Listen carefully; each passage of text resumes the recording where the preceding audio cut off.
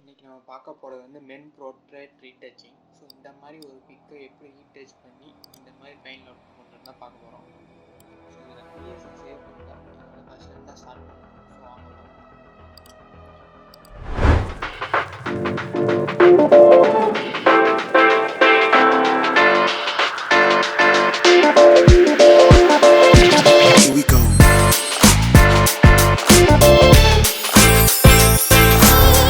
இது வந்து ரா file CR3 Canon USRல shoot பண்ணது.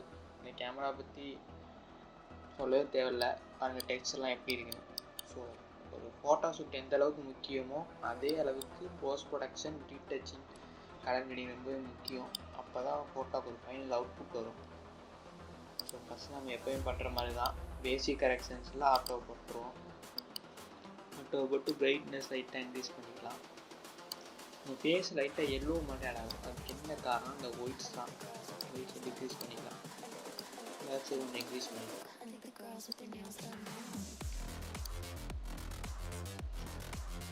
ஸோ இது நான் ஏற்கனவே வச்சுருந்தனால அதை அப்படியே அப்ளை ஆகிருக்கு. நீங்கள் ஃபஸ்ட் டைம் பண்ணும்போது டெக்ஸ்டர் கிளாரிட்டிலாம் வராது. நம்ம 3:3 வச்சுக்கோங்க, ஏன்னா இந்த ஃபேஸில் ஏற்கனவே டெக்ஸ்ட் அதிகமாக இருக்குது. ஓவராக டெக்ஸ்டர் வைக்கக்கூடாது, நம்ம ஷார்ப்னஸ் நல்லா இருக்கலாம். ஓப்பன் கொடுத்துருங்க.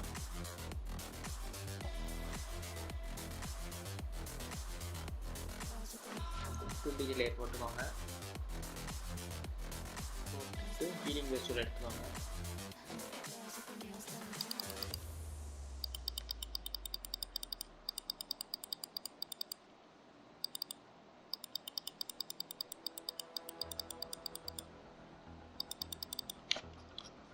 ஃபேஸ் உள்ள பிளாக் டாட்ஸு, பிம்பிளெல்லாம் எடுத்துக்கோங்க.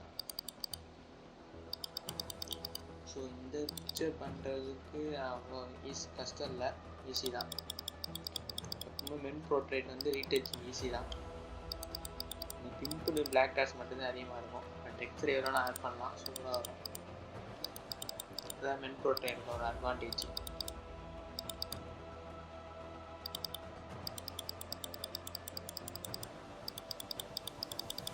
இது வந்து கிளைண்ட்டுக்கு பண்ணி கொடுத்ததான். ஸோ அவங்க கேட்குற மாதிரி கலர் கிரேடிங் தான் நம்ம பண்ண முடியும், நம்ம க்ரியேட்டிவாக எதுவும் பண்ண முடியாது.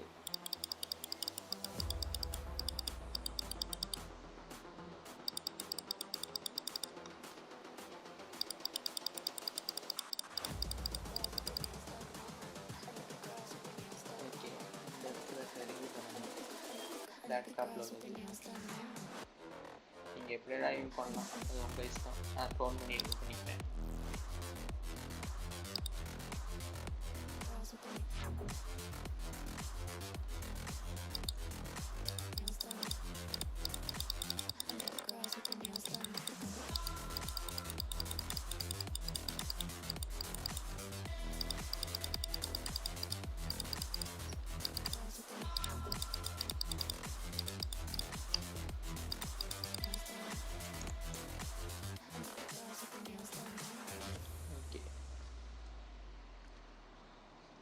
இந்த இடத்துல இருக்கிறது வந்து நம்ம கலர் ஆட் பண்ணிக்கலாம். ஸ்டூல் வச்சு ரெஸ்டூலை செலக்ட் பண்ணிட்டு ஆல்ட்டை கிளிக் பண்ணி கலர் சூஸ் பண்ணிக்கோங்க.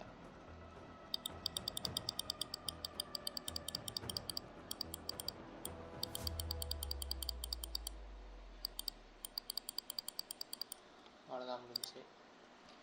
நேராக நம்ம ரீடச் பண்ணுறதுக்கான ஆப்ஷன் போயிடலாம். மிக்சர் ரெஸ்டூலை செலக்ட் பண்ணிக்கோங்க.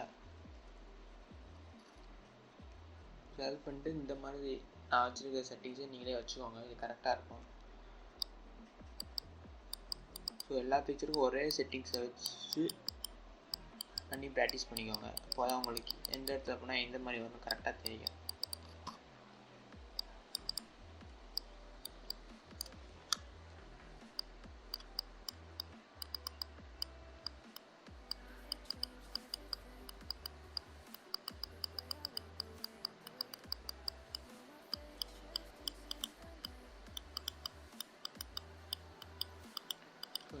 ஏற்கனவே ஹைலைட் இருக்குது பிக்சரில், ஸோ நம்ம ஹைலைட் இருக்க மாதிரியே கொண்டு போகணும். நீங்கள் இப்போ தான் ஃபஸ்ட் டைம் ரீடச் பண்ணிட்டீங்கன்னா உங்களுக்கு வராது, நீங்கள் ப்ராக்டிஸ் பண்ணுங்கள்.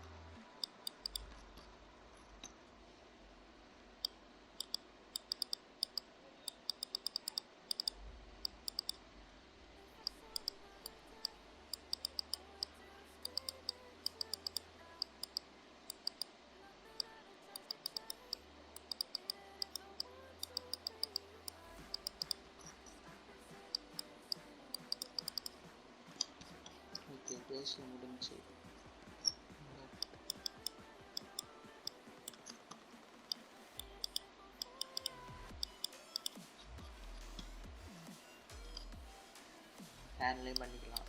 இங்கே பண்ண முடியாது, ஹேர் இதாகிடும். ஸோ இந்த இடத்துல மட்டும் லைட்டாக நான் ஏற்கனவே பழைய வீடியோவில் சொன்ன மாதிரி நான் ப்ளக்கின் வச்சு பண்ணுறேன் இந்த போர்ட்ரைட்டு. ஸோ நீங்கள் இப்படியே கால்குலேட் பண்ணால் கூட வந்துடும். நான் எக்ஸ்ட்ரா ஒரு நல்லா ஸ்மூத்திங் பண்ணுறதுக்காண்டி இதை யூஸ் பண்ணுறேன். பேசிக் க்ளாஸ் எல்லாமே நான் இதிலே பண்ணிடுவேன் மேனுவலாக. ஸோ எக்ஸ்ட்ரா ஸ்மூத்னஸ் மட்டும் இந்த ப்ளக்கின் யூஸ் பண்ணுவேன். இந்த ப்ளக்கின் கெட் இன்ட்டு பிசிங்கிற வெப்சைட் தான் டவுன்லோட் பண்ணேன். கிராக் தான்.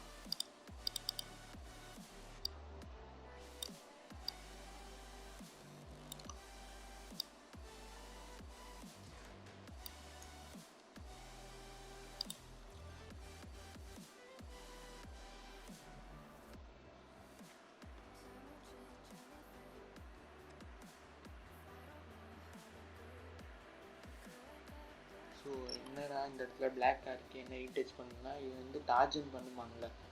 ஸோ அது வந்து நம்ம இது ஹையன் பண்ணும்போது தனித்தனியாக பண்ணுவாங்க கர்வ்ஸ் வச்சு. நான் டார்ஜ் மட்டும் இதில் பண்ணும்போதே மிக்சர் ப்ரெஷில் வச்சு பண்ணிடுவேன். பேச எந்த மாதிரிக்கோ அதே மாதிரி. சாரி, பன் வந்து மிக்சர் ப்ரெஷ் மாதிரி பண்ணிடுவேன். டார்ஜ் மட்டும் கர்வ்ஸ் யூஸ் பண்ணி ஆட் பண்ணிப்பேன். எப்போவுமே கலர் கிரியேட் பண்ணுறதுக்கு முன்னாடி ஸ்மார்ட் ஆப்ஜெக்டை கன்வெர்ட் பண்ணிக்கோங்க.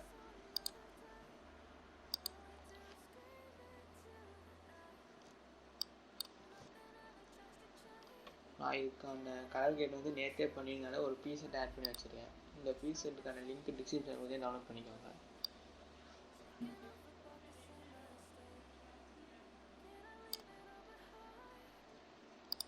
ஸோ இதுதான் அது. நீங்கள் இப்போ உங்களுக்கு என்ன மாதிரி கலர் வேணுமோ அது மாதிரி பண்ணிக்கோங்க. இது நான் வந்து கிளைண்ட் இந்த மாதிரி கேட்டாங்க, கொஞ்சம் ஒரு மாதிரி இந்த கோவா டோன் அந்த மாதிரி ஒரு இது ஷர்ட்லாம் அந்த மாதிரி லுக்கில் வேணும், ஷைனிங்காக ஃபேஸ் நல்லா பிரைட்டாக இருக்க மாதிரி கேட்டாங்க. ஸோ அவ்வளோதான்.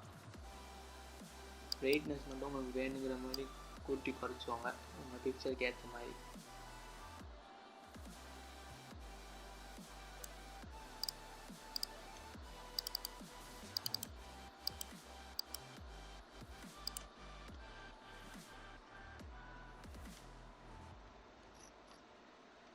ஓகே, இப்போ நீங்கள் உங்களுக்கு ஃபேஸில் டெக்ஸ்ட் ஷார்ட் பண்ணி ஏற்கனவே இருந்துச்சுன்னா ஓகே. பட் இல்லைன்னா நீங்கள் இங்கே போய் ஷேர் பண்ண ஆட் பண்ணிக்கோங்க. இந்த பிக்சருக்கு ஆட் பண்ணாலும் நல்லாயிருக்கும்.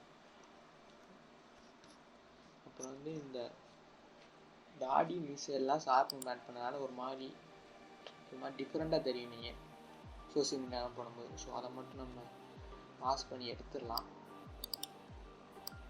ஒரிஜினல் போட்டால் இருக்க மாதிரி வச்சிடலாம். ஒரு மாதிரி ஒயிட் ஹேர்லாம் இருக்க மாதிரி இருக்கும்.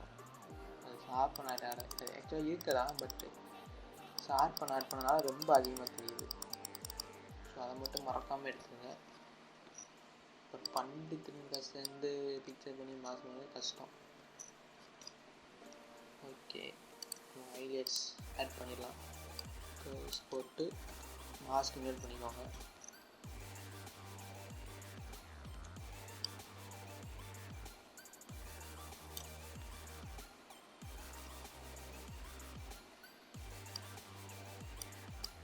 இது என்ன சொன்னீங்க, டாச் அது வச்சு பார்த்தீங்கன்னா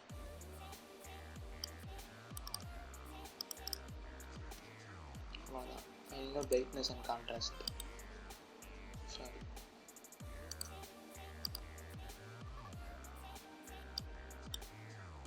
கான்ட்ராஸ்ட் ஒரு வச்சுக்கலாம்.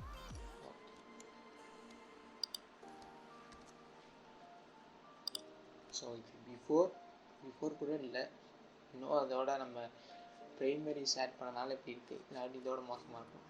ஸோ இது பிஃபோர், இது ஆஃப்டர்.